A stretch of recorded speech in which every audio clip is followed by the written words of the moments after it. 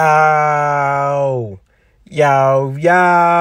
what's good, man? This is your boy at DFS Mastermind _ over on Twitter. Thank you for clicking on the video.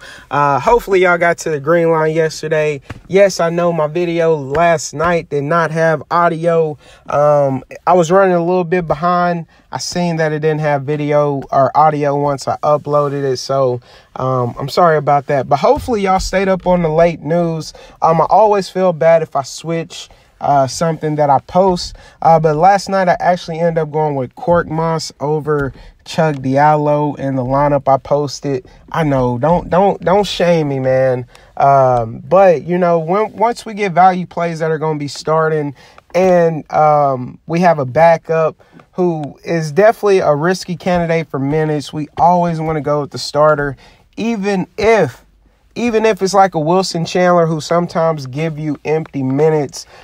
We can make that happen. So I went with Cork Moss last night. He ended up paying off big. The man had the best game of his season, of his career. So yeah, shout out to him. Hopefully y'all made a few adjustments, but we were spot on a lot of those other plays, man. So hopefully we can get to the green line today, keep it rolling. My boy Westbrook really let me down, though, scoring like 47 points, man. Come on, Westbrook. Come on, bruh. But anyways, man, we got a 4-game slate. It seems very simple, y'all. I think the recipe for tonight is to go with these, go with the Houston Rockets, man. They got a lot of value. They're shorthanded. James Ennis is out. Look, we can definitely stack some of these Houston value plays, pay up for LeBron or Harden or Vucevic or whoever you want, man. We can pay up for these guys and we can get to the green line. I think it's fairly simple. I'm going to give you a couple of my favorite plays, starting off with the one, the only Josh Hart. The man has been playing big minutes. I know he hasn't been explosive, but I really love the minutes. I think this is his type of game. I think he can get a lot of turnovers in this. It will be very fast paced, man. So I think transition buckets will definitely apply for Josh Hart tonight. So I want to go ahead and lock him in. Other candidates to go with at the point guard position, we got Jalen Brunson, who we can look at. I know he let us down last night. But we have a lot of other options, man. If we get Wesley Matthews out, if we get J.J. Barea, if we get Dennis Smith Jr. out, we have to go with some of these Dallas players, whether it's Luka Doncic or Jalen Brunson, Harrison Barnes. We got to go with somebody out of this team, man, because somebody will have to play bigger minutes and somebody will have to provide offense. So I really like that situation. DeAnthony Milton, of course, we can go with him. He is the Phoenix Suns starting point guard, has been playing huge minutes, been putting together some pretty nice games, so we can definitely look at him.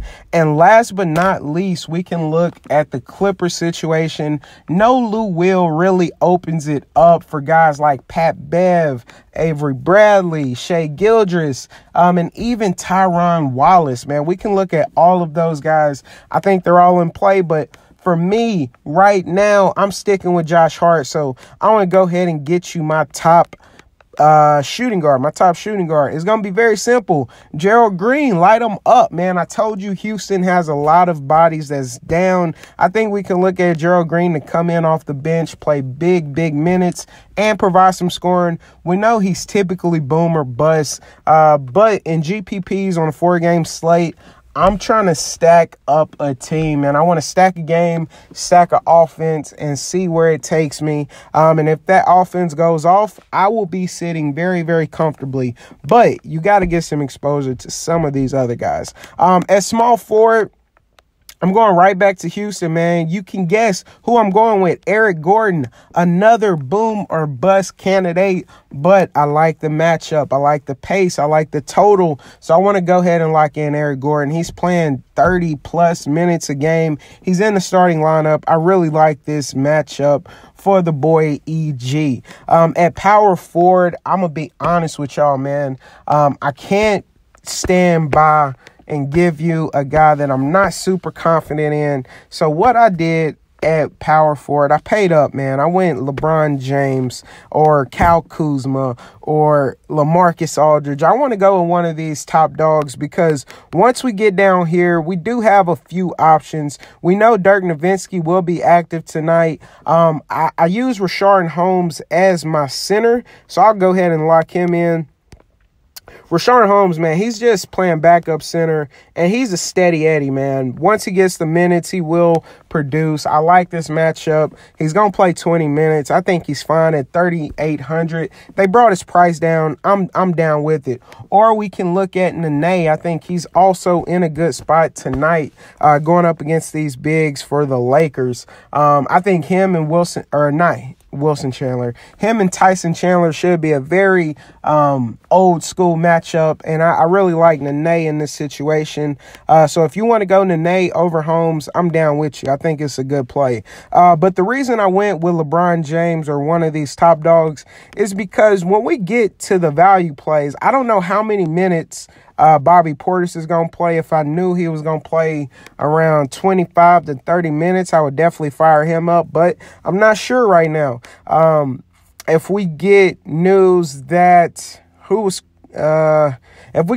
Jonathan Simmons is going to be sitting, I think we could look at Isaac. But as far as Isaac and PJ Tucker, that's the furthest I'm willing to go. I will mention that we can look at guys like House Jr.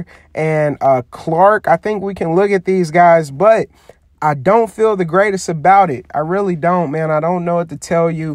So I'm kind of leaving them alone. I may have them in one lineup, but I'm not super confident that I want to recommend these guys. I know House, he should be safe to play pretty decent minutes with no Ennis. And I think the same thing with Clark. But we'll just have to see how it plays out, man. I'm not sure. I don't know these guys' skill set a ton. I know I've definitely have seen Clark come in and hit some big threes, but we'll just have to see how it plays out, man. I can't guarantee anything out of that second unit. And I also think Brandon Knight is coming back for the Rockets, so that's another body that's going to be taking shots. I think we could actually take a shot on him if you wanted to use a 3K player.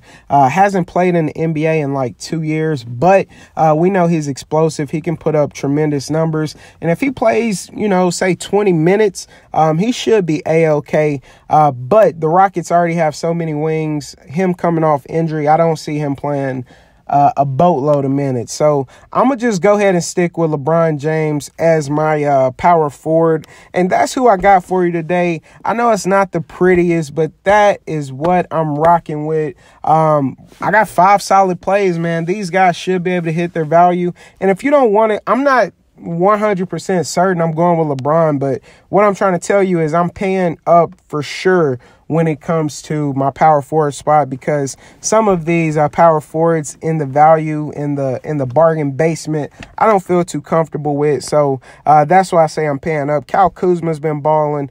AG is definitely in play. LaMarcus Aldridge is too cheap. Tobias Harris has been balling. Larry Markkinen may be a very, very good play. But anyways, man, I'm about to get out of here. Y'all get what I'm trying to say. Basically, we're going to look for value. We're going to plug in some of these Rockets players, and we're going to get to the green line. I want y'all to bless up, cash out, and gang, let's cash out.